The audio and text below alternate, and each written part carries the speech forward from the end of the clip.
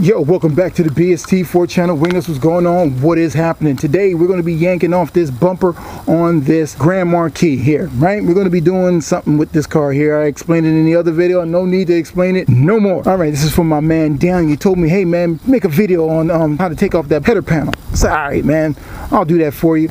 For you guys who have Crown Victorias, well, first thing you got to take the goddamn eyeballs out. All right, so go to my Crown Victoria here. Real simple, right? These tabs right here, you yank it out, bam, bam. Now with the Grand Marquis, they have bolts here, so you have to take out the bolts. Really simple. With the side marker lamps, you know that it has a screw on the outside and another screw that's right here, that is right over there. So you have to take out that screw there, and there's another screw over there, and that's really how you take out the side marker lamps. Pretty much the same on the Grand Marquis itself too. So we got that out of the way. Now let's get to the little fancy part here. Now over here with this, you have two options to do. See, you can take out these right here, which is a pain to do.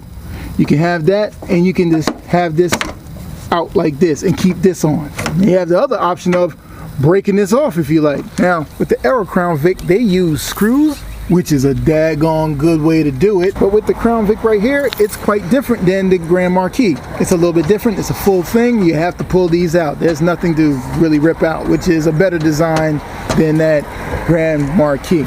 Those, get these things here. Get those, order a package of those things, man, and you'll be straight. It's probably the best thing that you can do right now. Now, on the flip side of this now, this little bolt here is a 5.5. I'm telling you, this thing is crazy. Best to get you a swivel.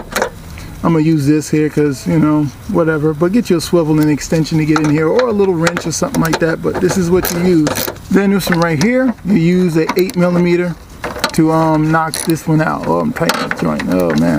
So yeah, we use an 8 on this right here. We got to go up underneath here. There are a couple of bolts. You see that's one there, 2, 3, 4, 5, all of them around there. Now I got to go ahead and take that out. Once I take that out, then let's see if this bumper comes off. All right, you come up to a situation where these bottom bolts don't want to come out. They kind of rip into this situation here. You really don't want that to happen. It's either you can zip tie it back on, make holes inside here, and create a new spot to put these in. You can do that. Or, you know, you can kind of, you know, build this back up and kind of help yourself to get that out. It's either or, man, but that's going to happen. Again, this thing is out. Now you have full access to the bolts that's right here. So now we're going to go ahead and tackle that.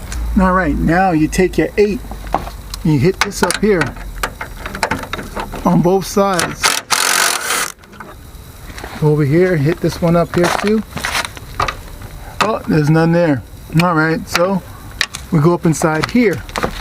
There's 2 of them right here. There's one right here and down there, and then one right there and right there. Also too, there is one right there. So you got to hit this one up here too.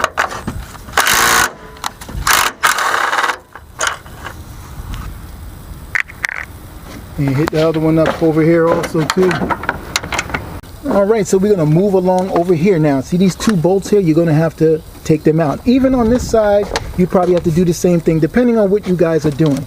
I did it on one side because one side was already broken. So these 2 bolts you got to take out, right? You took out that one in the middle too, right? And there's 2 more right there. All right. Now, and there's another one right behind this one. Right, that you got to go underneath and kind of see it. Hopefully you guys can kind of see it. Hopefully, maybe. I don't know. But there's 2 bolts. Now the reason why you need to take that out there, because you need to be able to pull this out. See, it moves a nice amount. See that? So even if you're doing a fender, you need to get those 2 bolts too. Trust me. Now the reason why you need that here, because see on this thing here, you got these 2 nubs. Now if you're installing another one of these brand new or something like that, maybe you can grind this down just a little taste so you can wiggle in there so it doesn't have to take up that much room. But this would work if you do what I just showed you, and you'd be good to go on that. Now for you guys who are like my man Daniel is trying to do some other stuff, well, this cable and everything is the same one that's on your Crown Victoria, but you know your Crown Victoria is quite different than this one. You see all of that stuff in there, and this one has this setup. Now for your side marker lamps, you need this. So I'm going to send this to you, brother.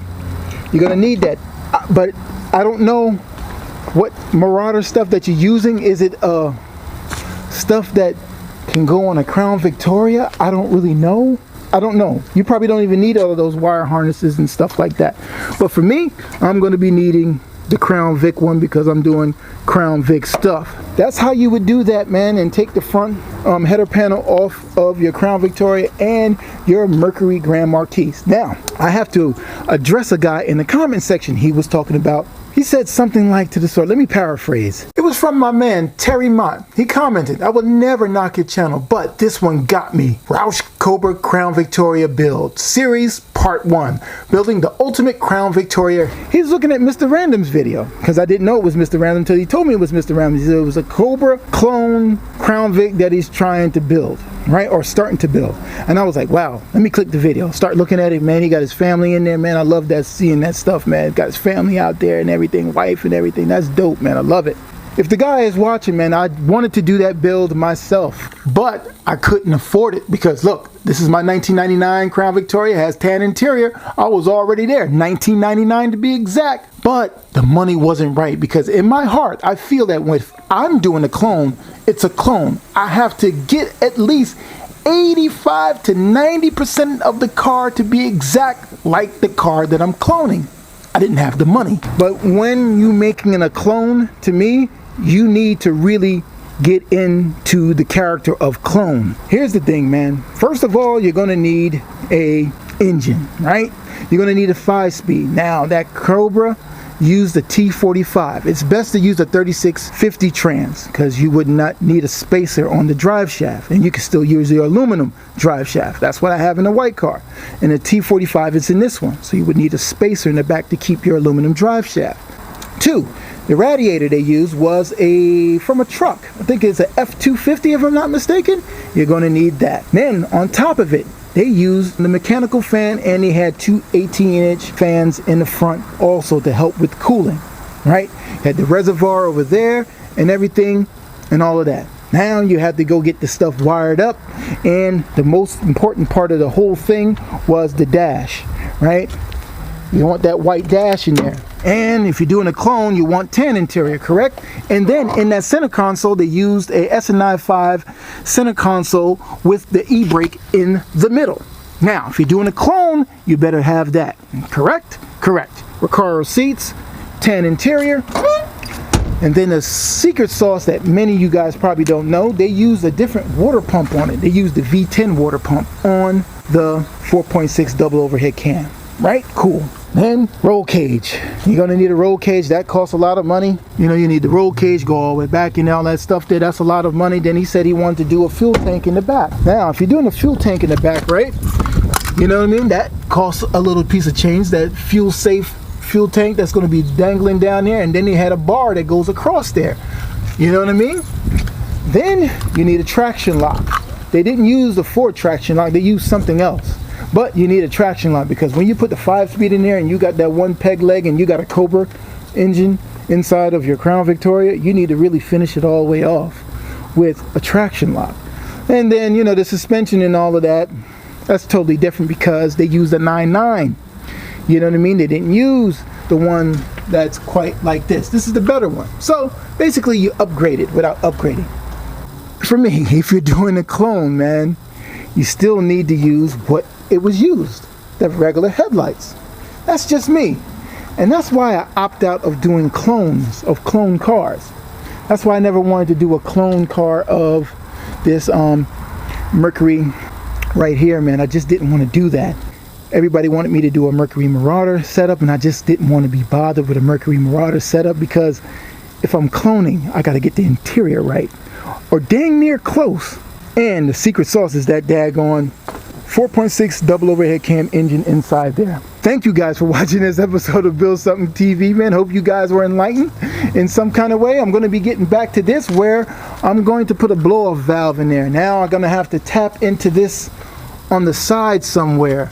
I just thought about this the other day. See, this turbo here should have had a nipple on the side. Normally they do. So man, see you on the next one, man, where we'll be talking more about other stuff.